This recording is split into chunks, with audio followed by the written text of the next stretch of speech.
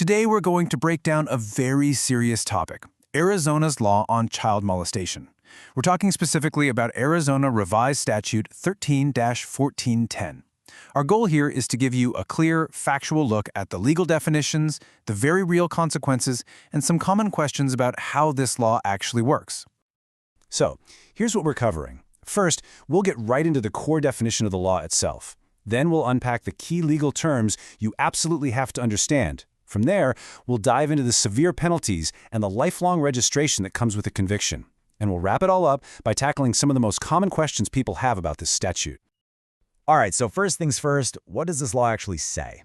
Getting a handle on the fundamental legal definition is the bedrock for everything else we're going to talk about.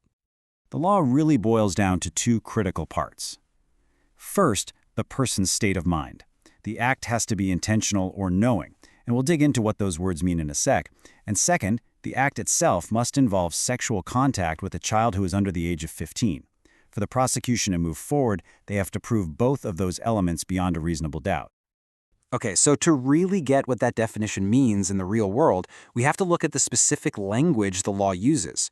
These aren't just everyday words. They have very precise legal meanings that are absolutely crucial to understanding how this all works. Let's start with intentionally. Now, in legal speak, this isn't just about the action, it's about the objective, the goal. It means the person's purpose was to do that specific thing or to cause that specific result. It's all about intent. And here's where things get really important. Knowingly is different. This just means a person is aware of their actions. They don't have to know their conduct is illegal. They just have to be conscious of what they're actually doing. You can see how that's a lower bar to clear than intentionally. The law is also incredibly specific about what counts as sexual contact. For the purpose of this particular law, it's defined very narrowly as touching, fondling, or manipulating the genitals or anus, either directly or indirectly. This precise definition is key to distinguishing this crime from others. So why do these definitions matter so much? Well, because they lead to some of the most severe and life-altering penalties in the entire Arizona legal system. First off, this crime is classified as a Class II felony. To put that into perspective, in Arizona's criminal code, that's the second most serious category of crime there is, right under first-degree murder. So yeah, it's incredibly serious. But it doesn't stop there.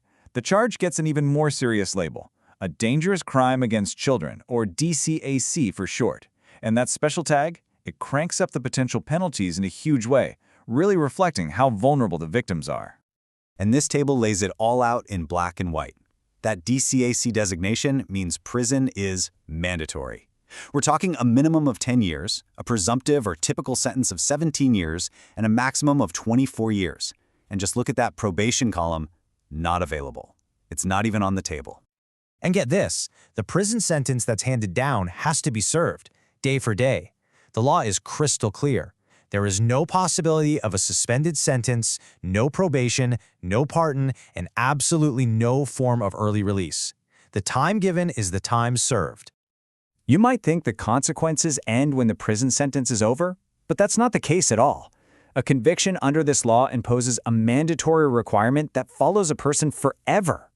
And here it is, lifetime registration as a sex offender.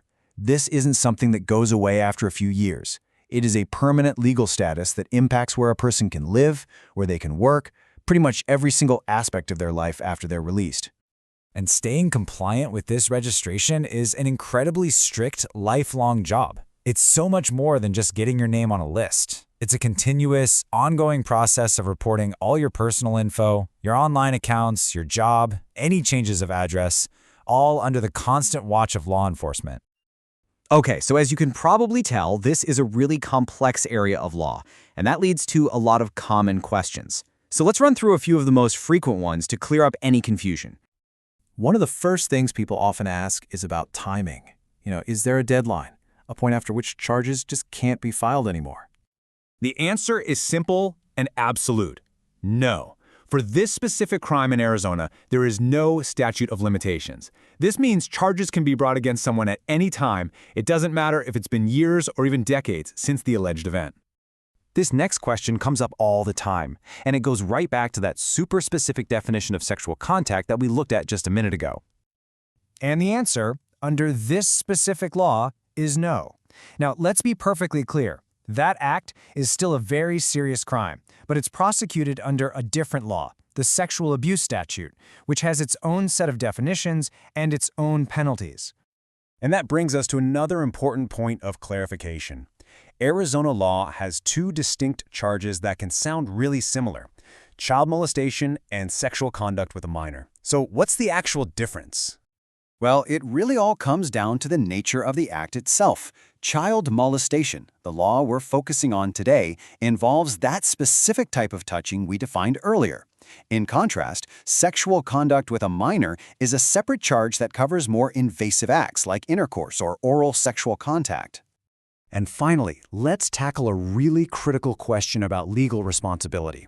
What happens if a minor isn't truthful about how old they are? Can that be used as a defense? The law in Arizona is absolutely unwavering on this point. Mistake of age is not a valid defense, period. The full legal responsibility is placed on the adult to know a minor's true age, and the law offers zero leniency for being misled. This leads to our final thought.